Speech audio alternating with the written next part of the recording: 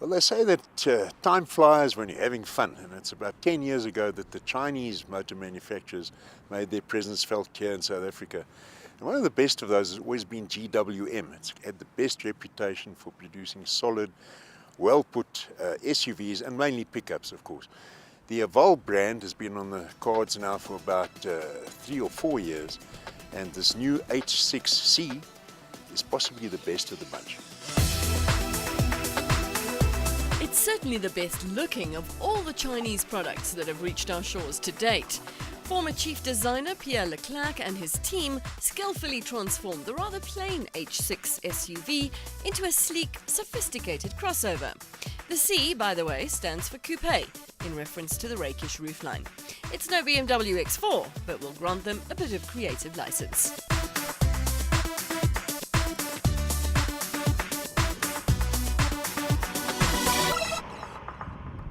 Perhaps one of the most surprising aspects of this Haval H6C is the fact that it's got a dual clutch transmission. And in fact, the transmission's made by Getrag of Germany, a very famous transmission maker. Used to supply the likes of BMW, etc. I wouldn't say it's the best gearbox I've ever sampled. I think you get better dual clutch transmissions, a little bit jerky at low speed, and it seems you can fool it occasionally, but generally, yeah, it makes the car nice and easy in traffic, and of course more economical than a conventional automatic transmission. Another talking point about the Haval H6C is the fact that it's got this 2-litre turbocharged motor, quite unusual in its specific price category in this SUV genre, especially from a Chinese manufacturer. Money for money, buck for buck, it gives it a bit of a leg up in terms of kilowatts versus its competition, the likes of the Mazda CX-5, Hyundai Tucson, and the Kia Sportage. But on the other hand, this being a Chinese vehicle and their claims of 140 kilowatts and 310 newton meters, one just wonders if they aren't of the sweet and sour variety, those horsepower claims.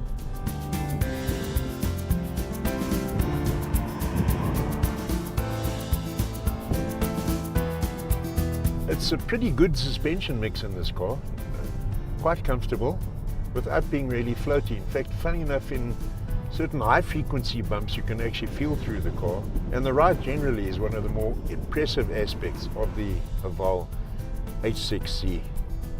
I did notice over a couple of bumps though that there seems to be a bit of steering rack feedback. It sounds funny, but it's almost a bit too reactive. But for the rest, I like the reactiveness of the steering. It does keep you in touch with the tarmac underneath the front wheels. Yeah, you can place the car nice and accurately. There's a funny aspect to the braking on this car. Firstly, you've got to press the brake pedal quite hard to get the thing to slow down.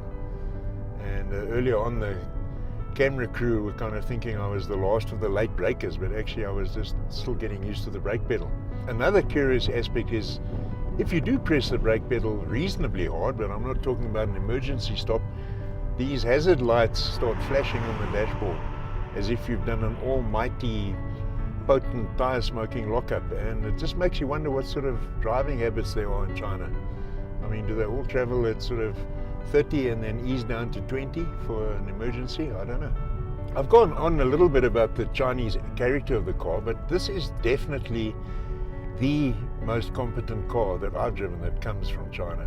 It's got this quality feel, and I guess all those guys shooting door locks, underbody fixtures and wheel nuts and things at the Frankfurt Motor Show, it's finally paying dividends. Obviously that stuff gets fed back to the factories in China, and the result is a car like this, the Haval H6C.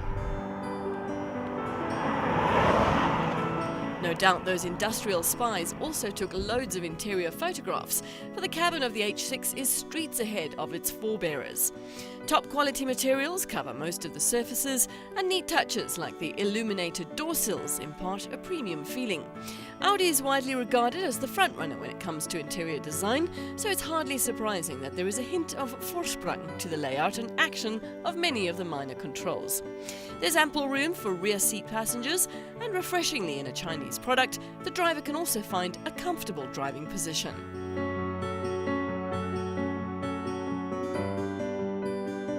So there you pretty much have it, the Haval H6C, and I would say the best SUV to come out of China to date. In fact, it's even competitive on the world stage from the best of the Japanese, the Koreans, and the Germans.